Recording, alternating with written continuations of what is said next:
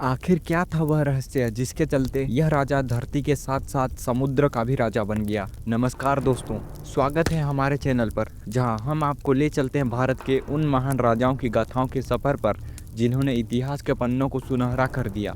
आज की कहानी है एक ऐसे राजा की जिसने न सिर्फ धरती पर अपना साम्राज्य बनाया बल्कि समुद्र को भी अपना गुलाम बनाया था। जी हाँ, हम बात कर रहे हैं चोल वंश के सबसे शक्तिशाली सम्राट राजा चोल की। वह राजा जिसने हिंद महासागर को अपनी ताकत से थर्रा दिया और थंजावुर में एक ऐसा मंदिर बनवाया जो आज भी दुनिया को हैरान करता है। तो तैयार हो जाइए, क्योंकि अगले 20 मिनट में हम आपको ले चलेंगे एक शानदार यात्रा पर, युद्ध, कला और संस्कृति की अनोखी दुनिया में। और हाँ, अगर आपको इतिहास की ऐसी कहानियां पसंद हैं तो अभी चैनल को सब्सक्राइब करें और बेल आइकन दबाएं ताकि आप हमारी अगली कहानी मिस न करें। तो दोस्तों, कहानी शुरू होती है 10वीं सदी में, जब दक्षिण भारत का तमिलनाडु चोल वंश की चमक से जगमगा रहा था। उस समय भारत कई छोटे छोटे राज्यों में बटा था। पल्लव, पांड्य, चेर सभी अपनी अपनी ताकत दिखा रहे थे, लेकिन चोल वो एक ऐसी ताकत थे जो धीरे धीरे पूरे दक्षिण पर छाने वाली थी। इसी दौर में पैदा हुए अरुलमोली वंश, जिन्हें हम राजा राजा चोल के नाम से जानते हैं। उनके पिता सुंदर चोल एक मजबूत शासक थे जिन्होंने चोल साम्राज्य को स्थिरता दी। लेकिन राजा राजा का जन्म ही कुछ बड़ा करने के लिए हुआ था। बचपन से ही उन्हें युद्ध कला, रणनीति और शासन के गुण सिखाए गए। सोचिए, एक युवा जिसके कंधों पर इतनी बड़ी जिम्मेदारी थी, न सिर्फ अपने वंश की विरासत को संभालना बल्कि उसे दुनिया के नक्शे पर अमर करना। और यही वो सपना था जिसने राजा राजा को 950 में सिर्फ 30 साल की उम्र में चोल की गद्दी तक पहुंचाया। लेकिन दोस्तों, गद्दी मिलना तो बस शुरुआत थी। असली चुनौती थी पड़ोसी राज्यों से मुकाबला करना। पांड्य और चेर जैसे शक्तिशाली राज्य चोल की राह में रोड़े बिछा रहे थे। लेकिन राजा राजा ने ठान लिया, अब समय है चोल साम्राज्य को नई ऊंचाइयों तक ले जाने का। जैसे ही राजा राजा ने गद्दी संभाली, उन्होंने अपनी तलवारें तेज कर ली। उनका पहला लक्ष्य था दक्षिण भारत को एकजुट करना, और इसके लिए उन्होंने सबसे पहले निशाना बनाया पांड्य साम्राज्य को। पांड्य, जो अपनी ताकत के लिए मशहूर थे, राजा राजा के सामने टिक नहीं पाए। एक के बाद एक युद्ध में राजा राजा ने पांड्य की राजधानी मदुरई पर कब्जा कर लिया। लेकिन दोस्तों, यहाँ रुकने का सवाल ही नहीं था। अगला नंबर था चेर साम्राज्य का।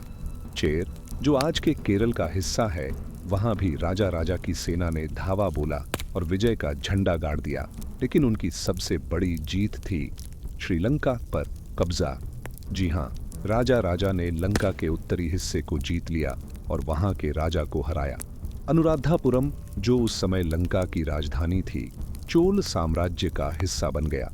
और अगर आपको लगता है कि यहीं कहानी खत्म हो गई, तो रुकिए दोस्तों। अगर राजा राजा चोल को कोई एक चीज सबसे अलग बनाती थी, तो वो थी उनकी नौसेना।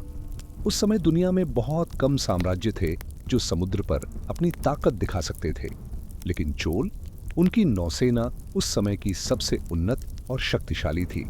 राजा राजा ने समझा कि अगर साम्राज्य को सचमुच अजेय बनाना है तो समुद्र पर कब्जा जरूरी है। उन्होंने अपनी नौसेना को इतना मजबूत किया कि वो हिंद महासागर को पार करके दूर दूर तक जा सकती थी। और फिर आया वो पल जिसने दुनिया को हैरान कर दिया। राजा राजा की नौसेना ने श्रीविजय साम्राज्य, यानी आज के इंडोनेशिया और मलेशिया पर हमला किया।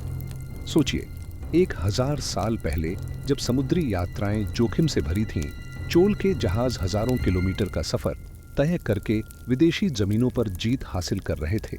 लेकिन यह सिर्फ युद्ध की बात नहीं थी। चोल नौसेना ने व्यापार को भी बढ़ावा दिया। दक्षिण पूर्व एशिया के साथ चोल का व्यापार इतना मजबूत था कि उनकी समृद्धि की गूंज पूरी दुनिया में सुनाई देती थी। तो दोस्तों, राजा राजा ने साबित कर दिया कि चोल सिर्फ धरती के नहीं, समुद्र के भी बादशाह थे।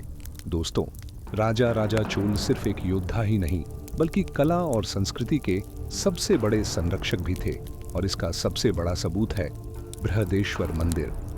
थंजावुर में बना यह मंदिर आज भी चोल वंश की शान का प्रतीक है। सोचिए, 1010 में बना यह मंदिर इतना विशाल है कि इसका गोपुरम 216 फीट ऊंचा है और उस समय की तकनीक से इतना बड़ा शिवलिंग बनाना यह अपने आप में एक चमत्कार था। लेकिन राजा राजा ने इसे सिर्फ एक मंदिर नहीं बनाया, यह एक सांस्कृतिक केंद्र था जहां नृत्य, संगीत और विद्या का मेला लगता था। मंदिर की दीवारों पर बनी नक्काशी आज भी चोल कला की कहानी कहती है। और सबसे खास बात, राजा राजा ने अपने खजाने को खोलकर इस मंदिर को बनवाया, लेकिन साथ ही इसे आर्थिक केंद्र भी बनाया।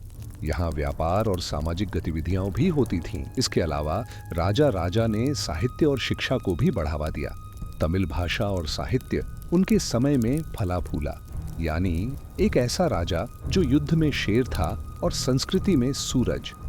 राजा राजा चोल का शासन 29 साल तक चला और इस दौरान उन्होंने चोल साम्राज्य को दुनिया के सबसे शक्तिशाली साम्राज्यों में शुमार कर दिया। लेकिन उनकी सबसे बड़ी जीत थी उनकी दूरदर्शिता। उन्होंने न सिर्फ युद्ध जीते, बल्कि अपने लोगों के लिए सड़कें, सिंचाई व्यवस्था और व्यापार के रास्ते बनाए। उनकी नौसेना और व्यापार ने चोल साम्राज्य को इतना समृद्ध बनाया कि उनकी गिनती उस समय के सबसे धनी राज्यों में होती थी।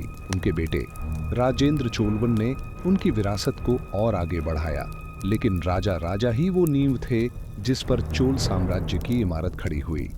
आज जब हम बृहदेश्वर मंदिर में कदम रखते हैं या चोल नौसेना की कहानियां सुनते हैं, तो राजा राजा का नाम दिल से गूंजता है। उनकी कहानी हमें सिखाती है कि सच्चा राजा वही है जो न सिर्फ अपने समय को जीते, बल्कि आने वाली पीढ़ियों के लिए प्रेरणा बन जाए। तो दोस्तों, ये थी राजा राजा चोल की अमर गाथा।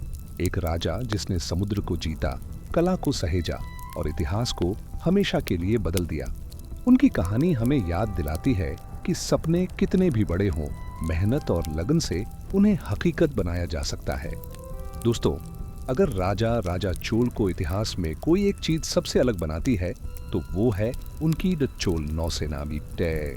जी हाँ, एक ऐसी ताकत जिसने न सिर्फ हिंद महासागर को अपने कब्जे में लिया, बल्कि दुनिया को दिखा दिया कि भारत का झंडा समुद्र के पार भी लहरा सकता है।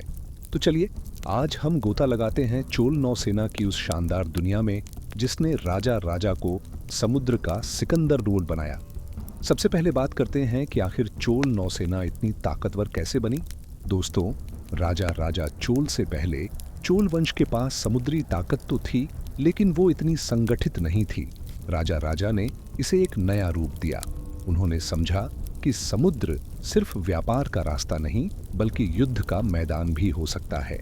इसके लिए उन्होंने नागपट्टिनम और कावेरीपट्टिनम जैसे बंदरगाहों को नौसेना का केंद्र बनाया। यहाँ हजारों नाविकों को प्रशिक्षण दिया जाता था। सोचिए, उस समय जब दुनिया में नौसेना का मतलब सिर्फ कुछ नावें होता था, चोल के पास एक पूरी फौज थी, समुद्र की फौज।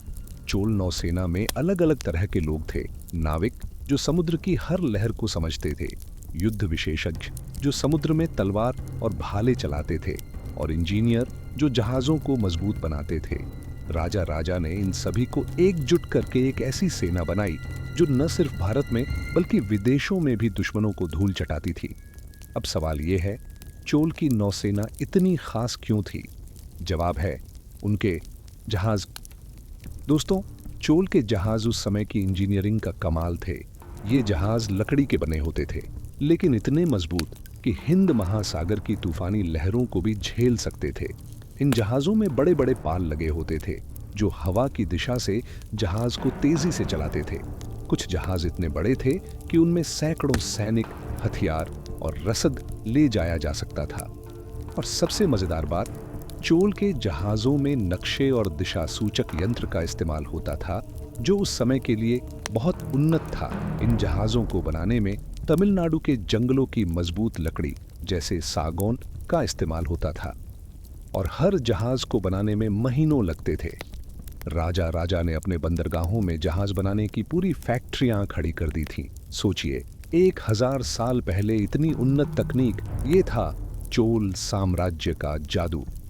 अब आते हैं चोल नौसेना की सबसे बड़ी ताकत पर, उनके समुद्री युद्ध। राजा राजा ने अपनी नौसेना को सिर्फ रक्षा के लिए नहीं, बल्कि हमले के लिए तैयार किया। उनकी सबसे बड़ी जीत थी श्रीलंका पर कब्जा। लंका के उत्तरी हिस्से, खासकर अनुराधापुरम को चोल ने पूरी तरह अपने अधीन कर लिया। लेकिन दोस्तों, यहाँ रुकने का सवाल ही नहीं था। राजा की नजर अब हिंद महासागर के पार थी। उनकी नौसेना ने मालदीव के द्वीपों को जीता और फिर आया वो पल जिसने दुनिया को हैरान कर दिया। श्रीविजय साम्राज्य पर हमला। श्रीविजय, जो आज का इंडोनेशिया और मलेशिया है, उस समय समुद्री व्यापार का सबसे बड़ा केंद्र था। लेकिन चोल की नौसेना ने वहां तक पहुंचकर दुश्मनों को घुटने टेकने पर मजबूर कर दिया। इन युद्धों में चोल नौसेना की रणनीति गजब की थी। वो दुश्मन के जहाजों को घेर लेते थे और फिर तेजी से हमला करते थे। उनके जहाजों पर तीरंदाज और भाला फेंकने वाले सैनिक होते थे जो समुद्र में ही दुश्मनों को खत्म कर देते थे। यानी चोल नौसेना सिर्फ जहाजों का झुंड नहीं, बल्कि एक चलता फिरता किला थी। लेकिन दोस्तों, चोल नौसेना सिर्फ युद्ध के लिए नहीं थी। राजा ने इसे व्यापार का सबसे बड़ा हथियार बनाया। उनकी नौसेना ने दक्षिण पूर्व एशिया, चीन और यहाँ तक कि अरब देशों के साथ व्यापार को बढ़ाया। चोल के बंदरगाह जैसे नागपट्टिनम उस समय दुनिया के सबसे व्यस्त व्यापारिक केंद्र थे। यहाँ मसाले, रेशम, जवाहरात और यहाँ तक कि हाथी भी बिकते थे। चोल नौसेना इन व्यापारिक रास्तों की रक्षा करती थी ताकि कोई समुद्री डाकू या दुश्मन व्यापार को नुकसान न पहुंचा सके। इस व्यापार ने चोल साम्राज्य को इतना समृद्ध बनाया कि उनके खजाने सोने चांदी से भर गए। और यही समृद्धि थी जिसने राजा को बृहदेश्वर जैसे विशाल मंदिर बनाने की ताकत दी। तो दोस्तों, राजा चोल की नौसेना सिर्फ उनके समय की बात नहीं थी, इसने आने वाली पीढ़ियों के लिए एक मिसाल कायम की थी। उनके बेटे राजेंद्र चोल ने इस नौसेना को और मजबूत किया और गंगा नदी तक अपनी ताकत दिखाई। चोल नौसेना की कहानियाँ आज भी तमिलनाडु के गीतों और लोक कथाओं में जिंदा है। और सबसे खास बात, आधुनिक भारत की नौसेना को देखें तो उसकी जड़ें कहीं ना कहीं चोल की समुद्री ताकत से जुड़ती हैं। राजा ने सिखाया कि समुद्र कोई रुकावट नहीं, बल्कि एक मौका है जीत का, व्यापार का और सपनों का। आपको राजा की कौन सी बातें सबसे ज़्यादा अच्छी लगी, कमेंट्स में ज़रूर बताइए। और अगर आपको ऐसी ही ऐतिहासिक कहानियाँ पसंद हैं तो हमारे चैनल को सब्सक्राइब ज़रूर करें। इसके साथ वीडियो को लाइक करें और बेल आइकन ज़रूर प्रेस करें ताकि अगले वीडियो की जानकारी आपको सबसे पहले मिले। अगली वीडियो में हम लाएंगे एक और शानदार कहानी, शायद किसी और चोल राजा की या फिर आपके पसंदीदा योद्धा की। तो मिलते हैं नए वीडियो में किसी नए टॉपिक के साथ। तब तक के लिए जय हिंद, जय भारत, जय इतिहास।